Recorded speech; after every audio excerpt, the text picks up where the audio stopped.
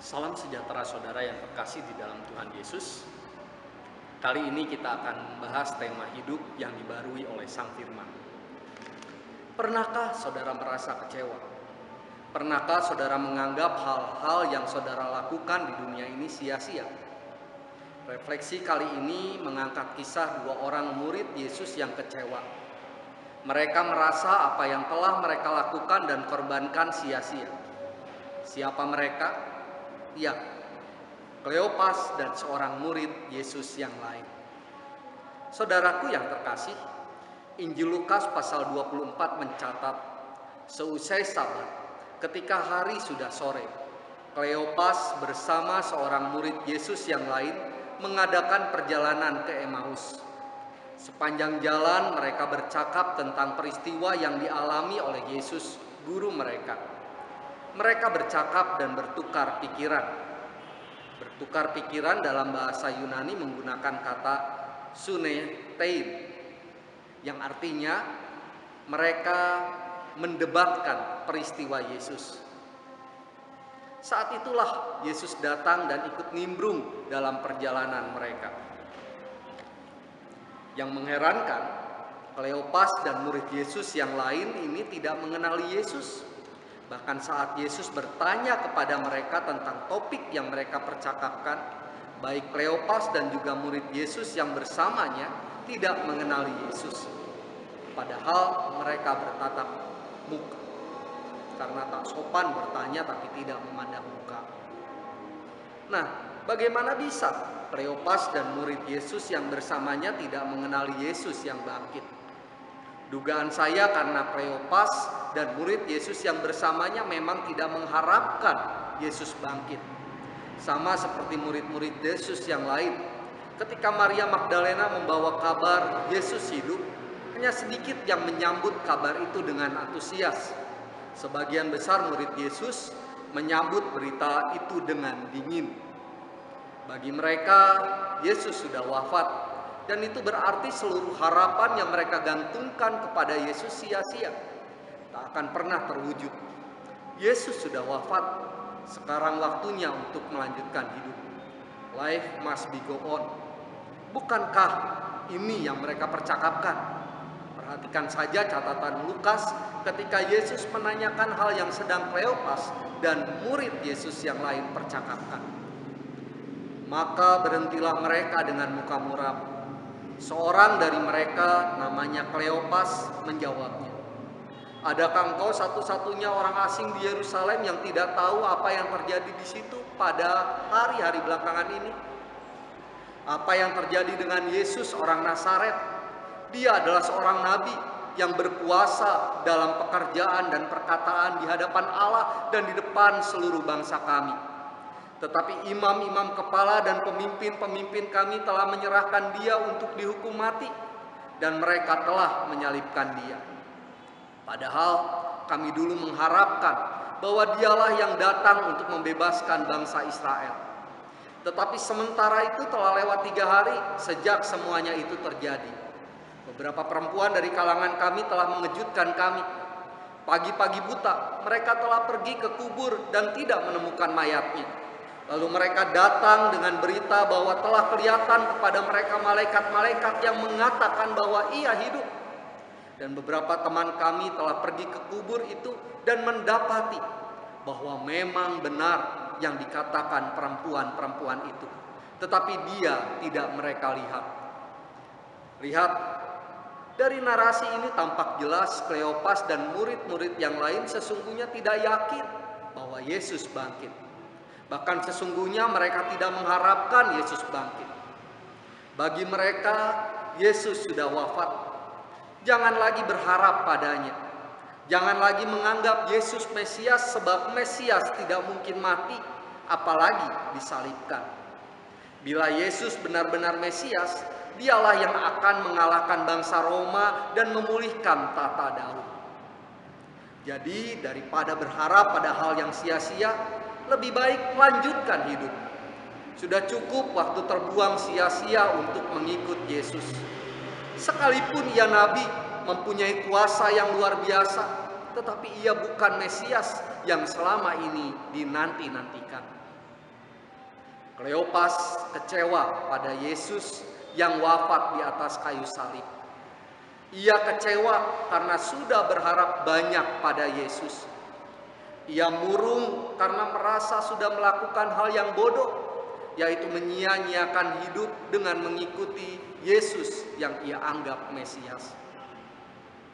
Saudaraku yang terkasih, mendengar penjelasan Kleopas, Yesus merespon. Ia menegur Kleopas karena kurang memahami nubuatan para nabi. Padahal nabi-nabi di masa lalu sudah menubuatkan penderitaan dan kematian Yesus. Yesus pun menjelaskan mengapa Mesias harus mati kepada Kleopas dan pada muridnya yang lain. Perlahan Yesus menyingkapkan intisari kitab-kitab Musa dan kitab-kitab para nabi, agar Kleopas dan muridnya yang lain mengerti tujuan kedatangannya ke dunia dan juga alasan mengapa ia harus mati di atas kayu salib. Panjang lebar Tuhan Yesus menjelaskan hal ini kepada Kleopas dan muridnya yang lain.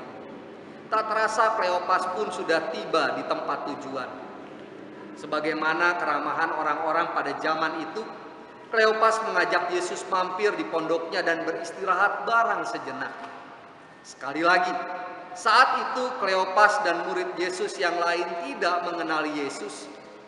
Hingga akhirnya saat mereka akan menikmati roti dan minuman yang tersaji, Yesus memotong-motong roti dan membagikannya. Saat itulah Kleopas menyadari orang asing yang selama ini bersama dengan ia adalah Yesus. Ketika Kleopas sadar bahwa orang yang ada di hadapannya adalah Yesus, sosok Yesus menghilang entah kemana. Saudaraku, Kleopas dan murid yang bersamanya sangat gembira karena mereka melihat Yesus hidup. Tanpa menunggu lama, Kleopas dan murid Yesus yang lain ini langsung kembali menuju Yerusalem. Mereka tidak sabar untuk menceritakan pengalaman tersebut kepada murid-murid Yesus yang lain. Mereka tidak sabar menceritakan pengalaman berjumpa dengan Tuhan Yesus yang bangkit dari kematian. Saudaraku yang terkasih, kerap kekecewaan membuat kita muram. Kadang kita jadi kehilangan semangat dan putus asa. Sama seperti yang dialami Kleopas. Ia kecewa karena harapannya tidak terwujud. Ia muram dan putus asa. Terkadang rasa kecewa mengaburkan pandangan kita. Akibatnya kita tidak bisa menyadari kehadiran Tuhan di tengah-tengah kita. Sama seperti Kleopas yang tidak menyadari kehadiran Yesus dalam perjalanannya menuju Emmaus. Nah, saudaraku yang terkasih, melalui narasi dalam Lukas pasal 24, penginjil Lukas memperlihatkan kepada kita Yesus yang bangkit hadir di tengah-tengah kehidupan kita. Yesus tidak membiarkan Kleopas berjalan ke Emmaus dengan hati yang murung, seolah tak ada lagi harapan. Yesus tidak membiarkan Kleopas dan murid Yesus yang lain yang menyertai perjalanan Kleopas berdebat untuk hal yang sia-sia. Yesus yang bangkit menjumpai Kleopas dan menemani perjalanan Kleopas agar Kleopas dan muridnya yang bersamanya mempunyai pemahaman yang benar tentang penderitaan dan kematiannya. Karena itu, Yesus tak segan menjelaskan kepada Kleopas dan murid Yesus yang menemani perjalanan Kleopas tentang isi kitab suci, mulai dari tulisan-tulisan Musa hingga kitab-kitab para nabi. Dengan sabar, Yesus menjelaskan mengapa Mesias harus menderita. Bukan karena kalah terhadap pemimpin-pemimpin yang korup atau terhadap Kaisar Roma. Penderitaan dan kematian Yesus sesungguhnya merupakan penggenapan rencana Allah Bapa yang mengendaki seluruh umat manusia selamat dan tidak binasa. Dengan demikian Yesus menjelaskan tentang misinya. Misi Yesus bukan untuk menegakkan kembali kerajaan Daud dan menjadi raja atas seluruh dunia. Misi Yesus adalah menyelamatkan dunia dengan cara mengalahkan kuasa maut. Yesus yang bangkit hadir di tengah-tengah Kleopas dan muridnya yang lain. Dengan kuasa firman-Nya ia membarui pemahaman Kleopas tentang Mesias.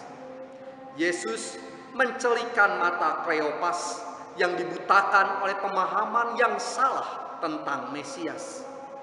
Melalui tindakan memecahkan roti, Yesus menunjukkan identitas dirinya kepada Kleopas dan muridnya yang lain.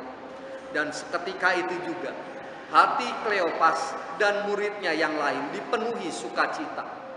Kleopas tidak murung lagi, ia kini mempunyai harapan di dalam Yesus yang bangkit mengalahkan maut. Nah, saudaraku yang kekasih, melalui narasi dalam Lukas 24, penginjil Lukas mengingatkan kepada kita tentang hal menjadi murid Yesus. Menjadi murid Yesus membuat hidup kita dipenuhi sukacita dan damai sejahtera. Akan tetapi, menjadi murid Yesus bukanlah perkara mudah. Seorang murid harus selalu waspada. Apa yang harus diwaspadai?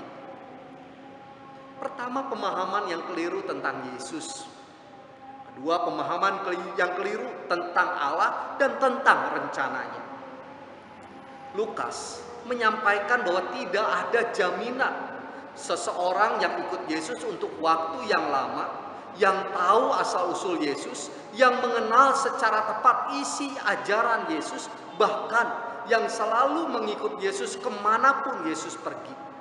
Tidak ada jaminan bahwa mereka otomatis mengenal Yesus. Kleopas dan murid yang menyertainya contohnya. Sekalipun Kleopas dan murid ini sudah mengikut Tuhan Yesus selama 3 tahun, sekalipun mereka sudah sering melihat Yesus, sekalipun mereka sudah hafal ajaran-ajaran Yesus, namun ternyata mereka gagal mengenali Yesus yang bangkit. Lantas, bagaimanakah caranya agar kita tidak salah memaknai karya Allah? Dan bagaimana caranya agar kita dapat merasakan dan mengenali kehadirannya di tengah kehidupan kita? Jawaban untuk kedua pertanyaan itu adalah dengan berpaut pada firman Tuhan. Artinya, kita bisa memaknai setiap peristiwa yang terjadi di sekitar kita dengan tepat bila kita mau mendengarkan dan mendalami firman Tuhan, serta dengan tekun dan dengan hati yang terbuka kita menerima sapaan dari Tuhan. Dengan membaca dan merenungkan firman Tuhan, Allah mempertajam pendengaran dan perasaan kita, sehingga kita dapat mengenali dan merasakan kehadirannya dalam setiap peristiwa hidup kita.